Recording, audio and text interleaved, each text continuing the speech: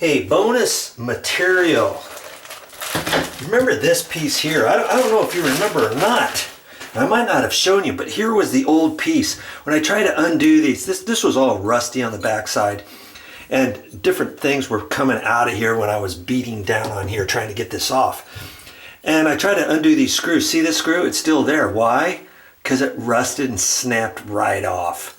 Did the same thing with that one. I thought, oh brother, how am I going to fix that? Well, I went to the store and I got this piece here. And if you notice, there's one screw in the middle.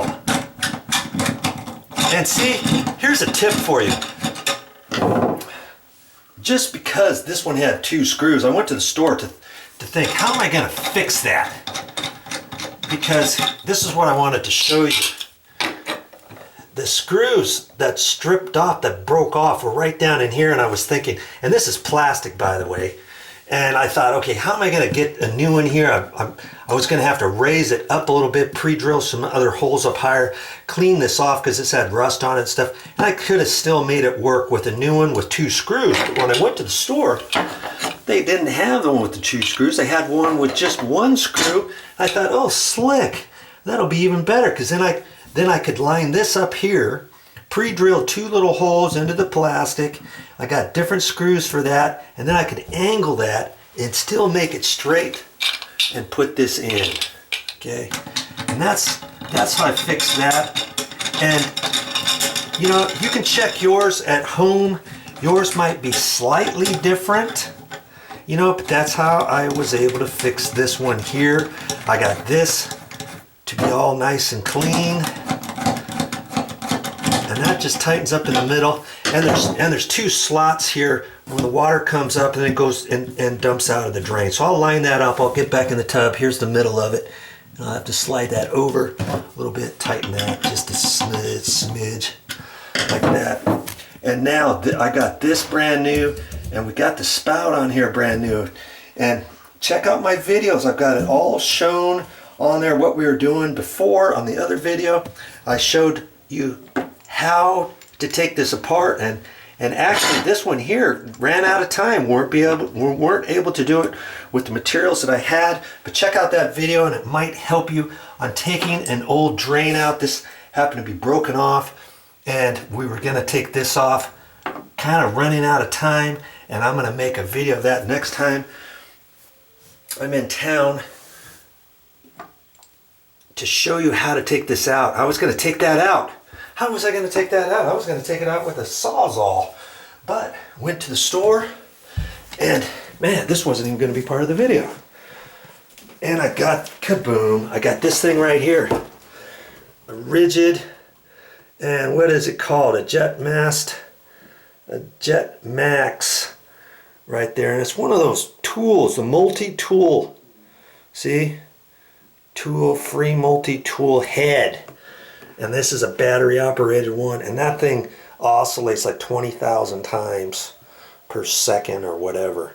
And it'll chop things off with wood, and I got a metal cutting bit blade on there. I'm going to use that next time. Here it is right here. It even came with a nice little case and a battery on it and the whole bit.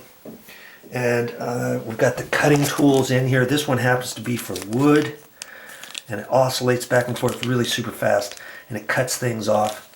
And I got a metal cutting blade. You see here, went to the store and got this right here.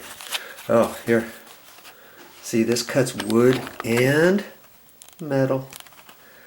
That's the multi-tool.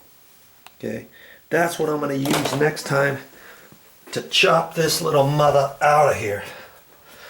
This right here, I could have taken a Sawzall and cut up here and over here and over here and over here, kind of beat this out, loosen it up, and I might be able to use my little tool from last time I showed you on the other video, this gadget right here. I might be able to take it out like that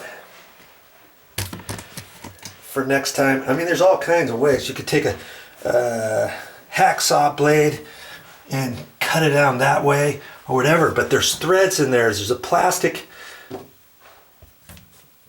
female adapter underneath there, and then this has male threads on it, and it screws into that. That's what we're going to do next time. I wasn't going to show that either, but here, this is bonus material for you. This is going to be screwed into that hole first.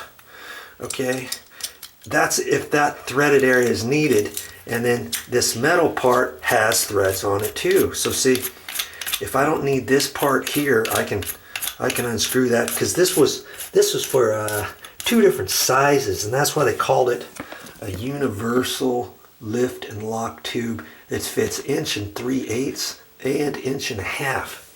So I'm not sure what that is down there either. If it's 1 3/8, I'm going to screw this in here, but see, it fits right down in there like that. Look at that. And I know that's not it, don't I? That's not going to fit. I'm going to have to screw that on, and I know that's not right there, because see, that's not fitting. That's not screwing in on the inside of there. This is going to have to come out. By golly, I'm hoping this is the right size to fit down in there. We'll know next time. You'll just have to keep watching my videos, and next time I make a video over here about removing a tub drain, we'll see what's going on with this little bugger right here. Okay? Hope you learned something.